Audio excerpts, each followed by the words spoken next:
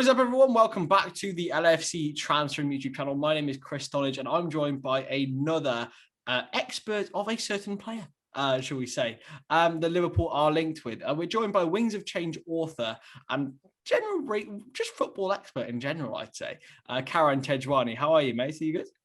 I'm doing well, Chris. Thank you so much. Very kind introduction there. Very overwhelming as well, in a way. Yeah, I'd say you're a football expert, mate. I'd say you are. I mean, it's not for me to decide, but I wouldn't think so. But anyways, we move on. Yeah, so today we're going to be talking about the imminent transfer of Ibrahima Konate from RB Leipzig to Liverpool. So first of all, before we get into this, make sure you subscribe to the channel, get us to 850 subscribers. I don't know whether we've hit it yet or not, to be honest. I haven't checked it today, but hopefully we have. But Karen, first of all, Ibrahima Konate, what was your first impressions of him? Obviously, you know Red Bull as a club and as a franchise, but what was your first impressions of the actual footballer that is Ibrahima Konate? He's very good centre half. The problem will be his injury record, which I'm sure we'll get to at some point later on, and I'm sure what you've heard of a lot over the last few weeks. But he's a good footballer when he's fit. I think that out of all the centre halves Leipzig have, including Ibrahima Konate, who's the biggest talk of the Leipzig centre half department. He is probably the most talented, or at least I feel he's the most talented when he's fit and when he's given a fair run of games and a fair bit of game time. Good on the ball. I think he'd perfectly suit Liverpool in that sense that, he brings that sort of Van Dijkness to the team. I wouldn't say he's on the Van Dijk level yet, but he has the potential for it for sure. That he's good on the ball, good at moving the ball forward, good at carrying the ball forward. I think that's his main area of strength, and he's good at moving the ball around with his feet, good pass and all that. So, we've seen how the league has changed, the Premier League has changed in recent years, where you need to be good on the ball on almost every department where centre halves can progress play. And I think Konate can bring that to Liverpool, certainly.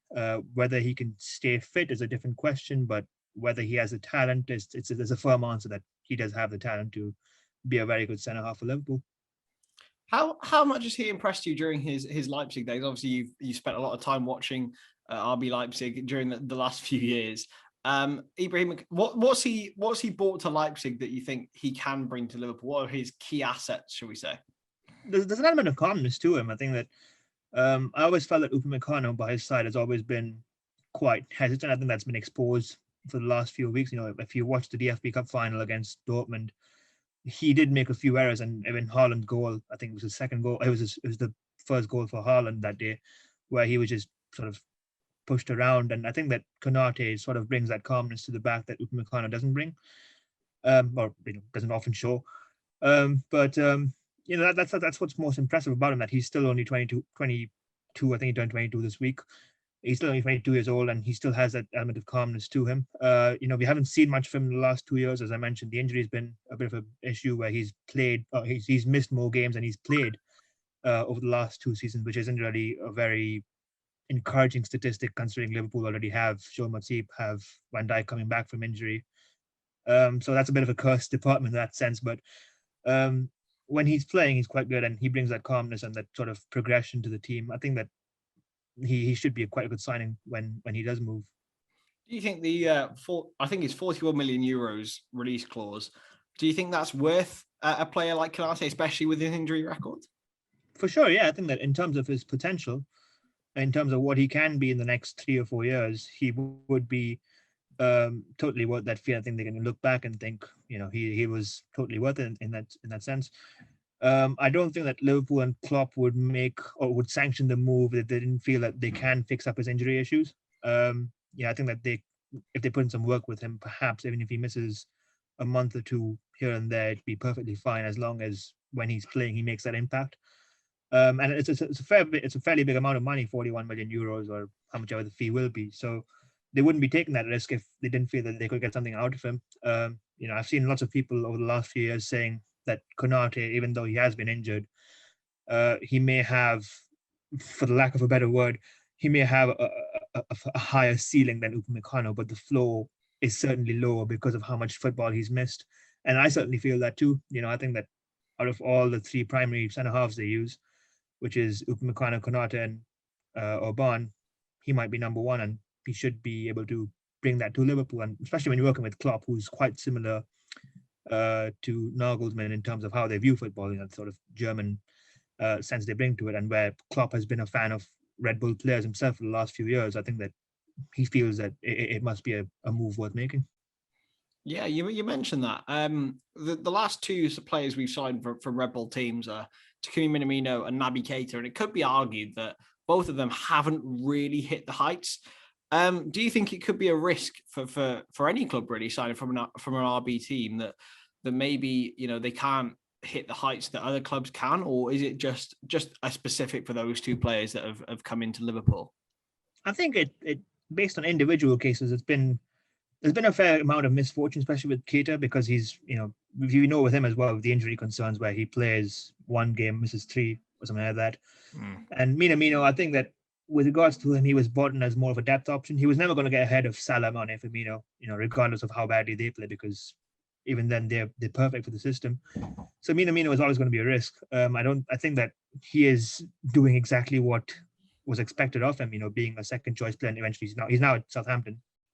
I think that he won't have much time left at Liverpool, but he did what he was sort of brought in to do, be a depth option. But with Keita, I think that he would have offered more. I think, he came in, there's expectation around him. The season before he joined, he was probably Leipzig's best player. And hopefully he can be fit and have a run of games again. So it comes down to individual cases, but, when you look at other sort of Red Bull players who were trained by Red Bull clubs, Sadio Mane is certainly there. He was at Salzburg, and we all know how Mane has turned out. This season's been quite slow, but before that, he was probably one of their better players. Same for Joel Matip in a way, who was trained in the same Ralph Rangnick school, that when he's playing, he's doing quite well, but when he's not playing, he's a bit of a miss. So when you look at the overall picture, the Red Bull school, the Ralph Rangnick school, which Jurgen Klopp's a big fan of, it's been hit and miss, but when it's hitting, it's because of their talent, which is what they bring to the team. But when it's missing, it's mainly because of injuries and the squad options. So I think Konate could do quite well there. Yeah, definitely. In terms of the likelihood of the signing, we've seen Fabrizio Romano almost definitely confirm it.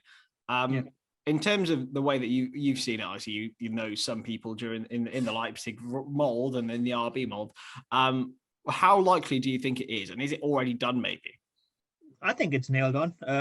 Leipzig's primary newspaper, Leipziger Volkszeitung, I hope that's how you pronounce it at least.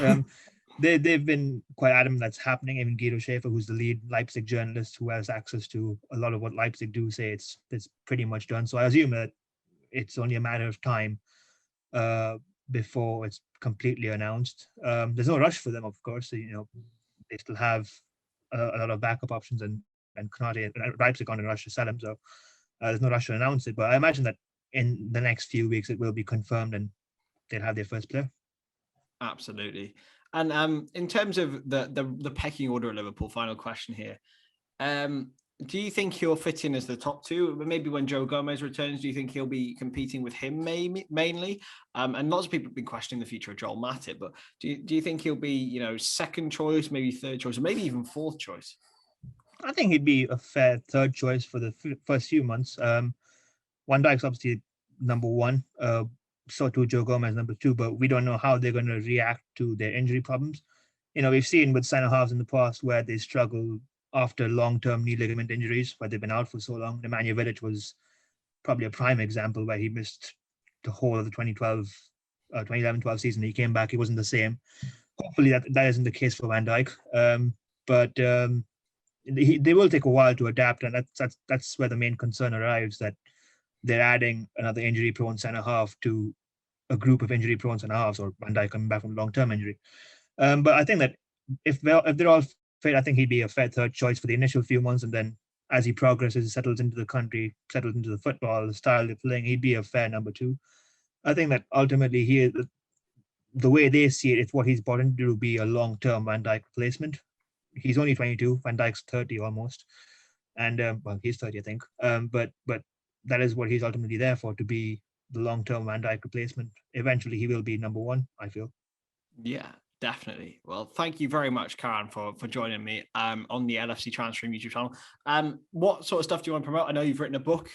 So where can people go find that, and where can people follow you on Twitter, mate? The book can be found on almost all online retailers, whether it's Amazon, Book Depository, Waterstones, you know the rest. And I'm on Twitter as well, at Karan_Tejwani 26. That's where I do or talk about most of my football nonsense, but that's where you can find me. Amazing, mate. Thank you so much for joining us. And hopefully Konate gets announced very, very soon. Thank you very much for watching LFC Transfer Room. Watch and subscribe to the channel, and we will see you very, very soon. Thank you.